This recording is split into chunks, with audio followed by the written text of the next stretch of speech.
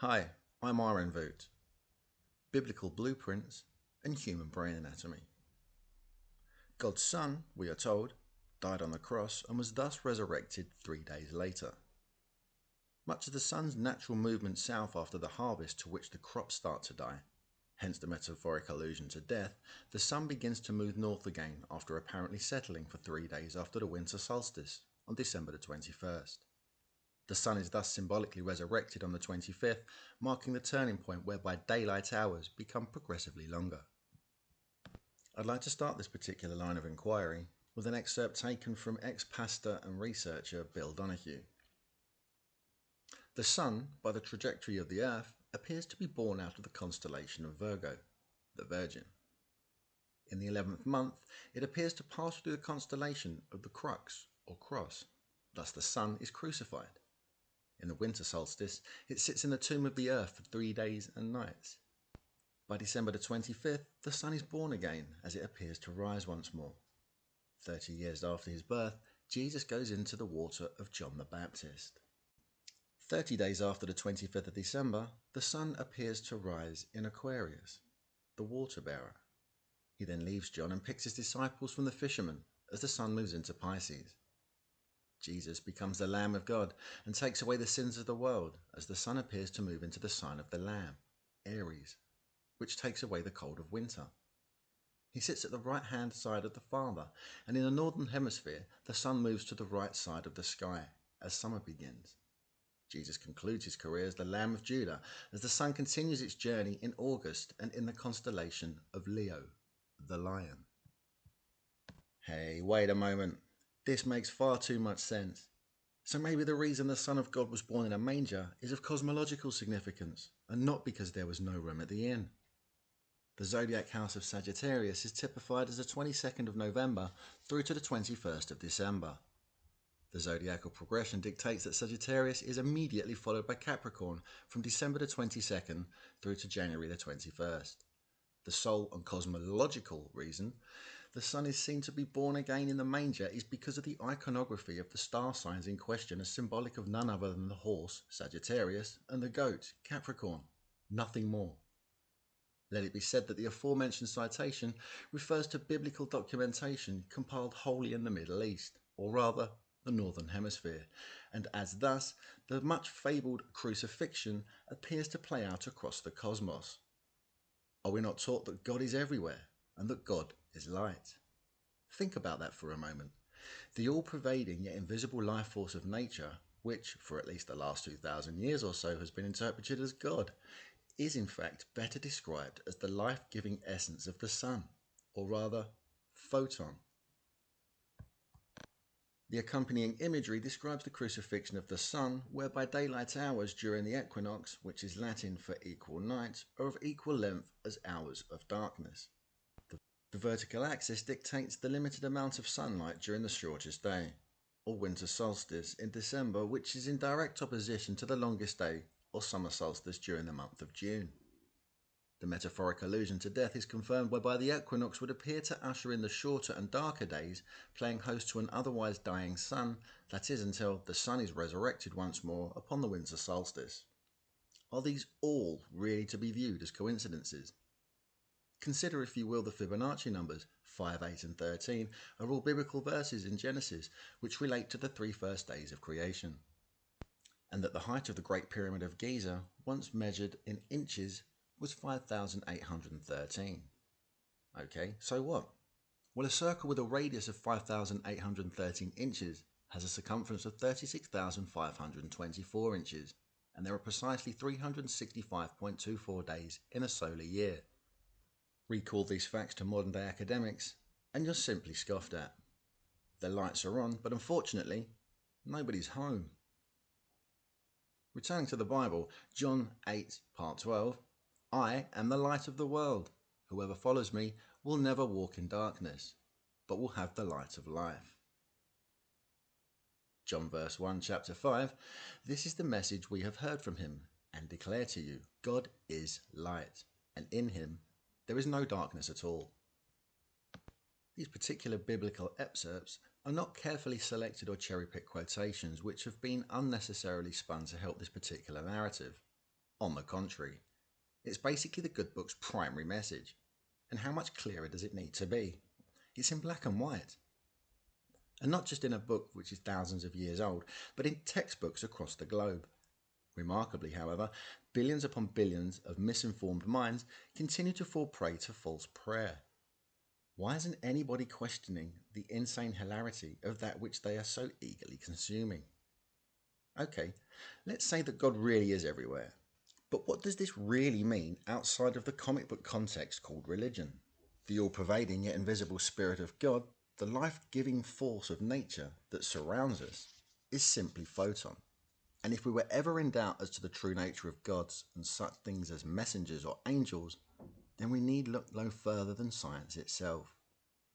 Donahue once again lets us decide for ourselves when recalling that science describes photons of light emitted from the sun as messenger particles, and that said particles do in fact enter Earth's atmosphere on a particular incline or angle. Sounds familiar, doesn't it?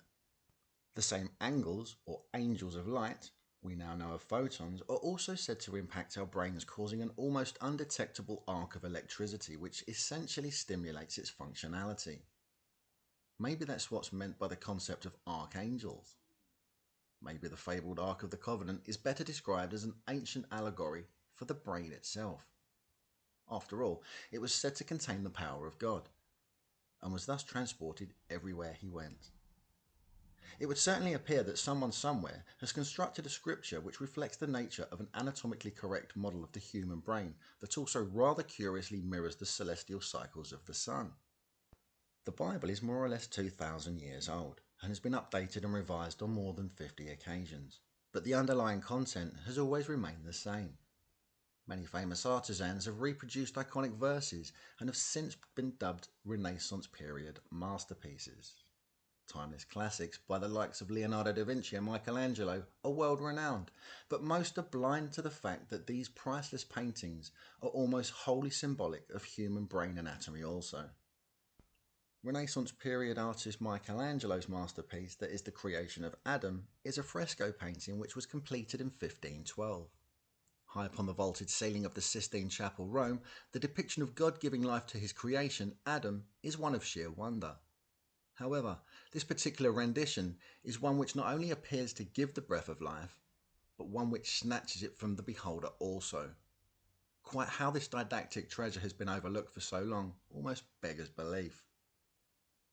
On the 10th of October 1990, an article discussing the aforementioned fresco appeared in the New York Times. Practice physician Dr. Franklin Meshberger proposed that Michelangelo had not only created a mind-bogglingly complex work of art, but also rather purposely exposed the anatomy of the human mind alike. What Meshberger suggested was that the billowing cloud formations and fluttering robes of the Lord were not merely so.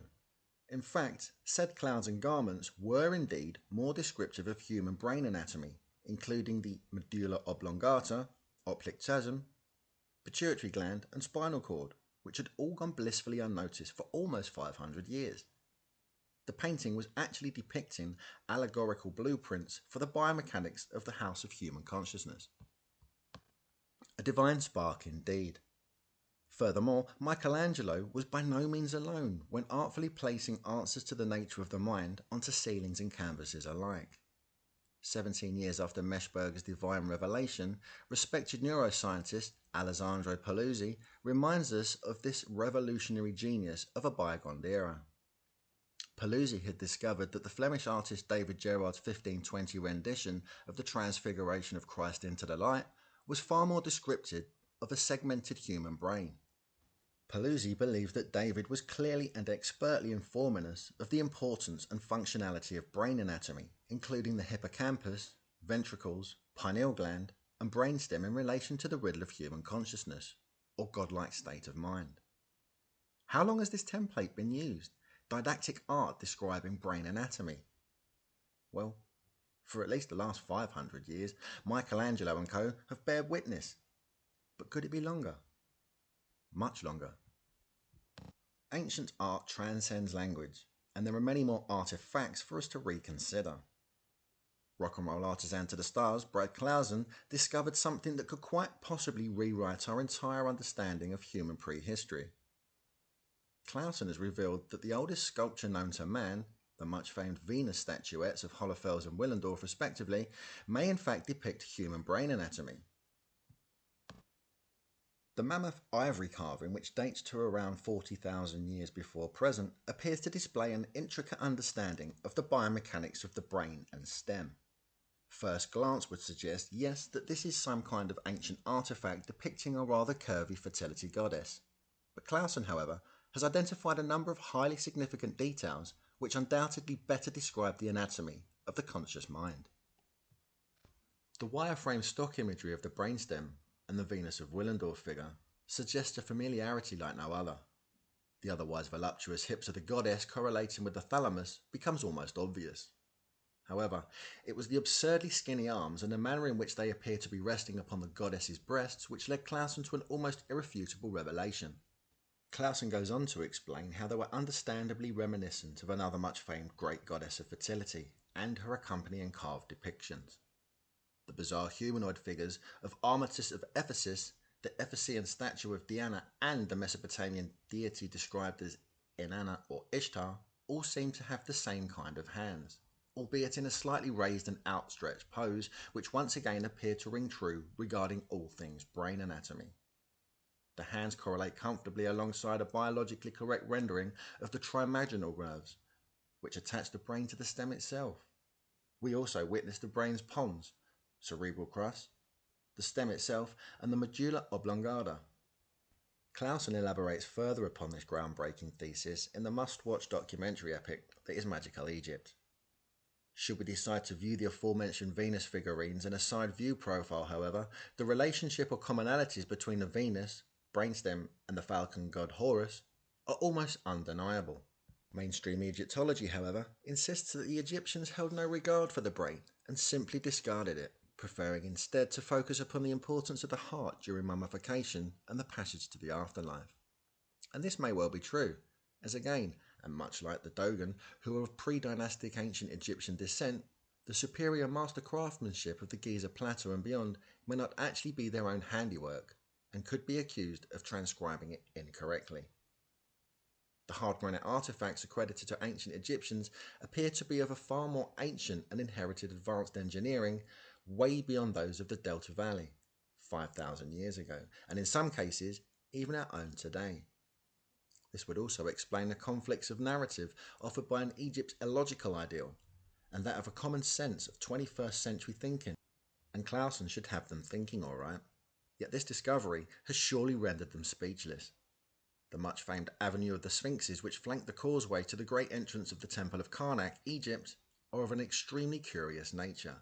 For it was Clausen's artistically occult mindset and own curious nature which drew his attention to the omnipresence of complex human brain anatomy being clearly depicted by way of recasting them with symbolic everyday iconography which appeared to mimic and reflect both the biomechanics of the mind and the natural world. For Clausen had discovered the beautiful, yet quite bizarre, ram-headed sphinxes were in fact depicting a biometric template for the human brain stem.